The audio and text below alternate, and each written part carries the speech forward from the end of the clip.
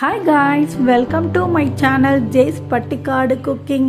இன்றைக்கி நம்ம வெள்ளை பூசணியில் மோர்க்கூட்டு தான் பார்க்க போகிறோம். வாங்க இந்த வெள்ளை பூசணி மோர்க்கூட்டு எப்படின்னு பார்க்கலாம் ஃப்ரெண்ட்ஸ். ஒரு வெள்ளை பூசணி 1/4 கிலோ வாங்கி அதை தோல் அதில் உள்ள விதையெல்லாம் எடுத்துட்டு சின்ன சின்ன பீசஸாக கட் பண்ணி நல்லா வாஷ் பண்ணிவிட்டு அதை குக்கரில் சேர்த்துக்கோங்க. தயிர் மேலே தண்ணி மாதிரி மிதக்கும் பாருங்கள். அப்படி கிடைக்கலன்னா 2 டீஸ்பூன் தயிரும் 1/4 கிளாஸ் தண்ணியும் சேர்த்து அந்த வெள்ளை பூசணியில் கலந்துக்கலாம். அது கூட தேவையான அளவுக்கு உப்பை சேர்த்துட்டு குக்கரை க்ளோஸ் பண்ணி வச்சுருங்க. அந்த வெள்ளை பூசணி வேகிறதுக்குள்ளே நம்ம ஒரு தேங்காய் பேஸ்ட்டை அரைச்சி எடுத்துக்கலாம்.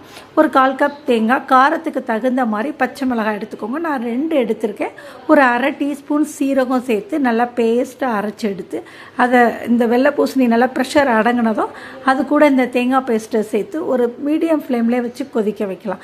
அது கூட பார்த்திங்கன்னா 1 டீஸ்பூன் பச்சரிசி மாவு, ஒரு 2 டீஸ்பூன் தயிர் சேர்த்து நல்லா மிக்ஸ் பண்ணிடலாம். இந்த பச்சரிசி ஏன் சேர்க்குறோன்னு பார்த்தீங்கன்னா, பச்சரிசி மாவு தயிர் தெரிஞ்சு போகாமல் இருக்கிறதுக்காக தான் இது சேர்க்குறது. தேவை இல்லைன்னா நீங்கள் சேர்க்க வேண்டாம். இதையும் அந்த வெள்ளை பூசணி மோர்க்கூட்டோட இதை சேர்த்துட்டு ஒரு தாளிப்பு கொடுத்துடலாம். 1 டீஸ்பூன் தேங்காய் எண்ணெய் சேர்த்துக்கோங்க. அதில் கடுகு, உளுத்தம்பருப்பு, சீரகம், கருவேப்பிலை சேர்த்து நல்லா பொரிஞ்சதும் இந்த மோர்க்கூட்டோடு சேர்த்துட்டு நல்லா கலந்து கொடுத்துட்டு ஸ்டவ் ஆஃப் பண்ணிவிடுங்க. செம்ம டேஸ்ட்டாக இருக்கும். அதுவும் இதை அடையோடு சாப்பிடும்போது ரொம்ப டேஸ்ட்டாக இருக்கும். டயட்டில் இருக்கிறவங்க இந்த மாதிரி செஞ்சு கூட வெயிட் லாஸ் பண்ணணும்னு நினைக்கிறவங்க இதை எடுத்துக்கலாம். இது ரொம்பவே நம்ம உடம்புக்கு ரொம்ப ஹெல்த்தியானதும் கூட, ரொம்ப ஹெல்ப்ஃபுல்லாகவும் இருக்கும் நம்ம ஆரோக்கியத்திற்கு.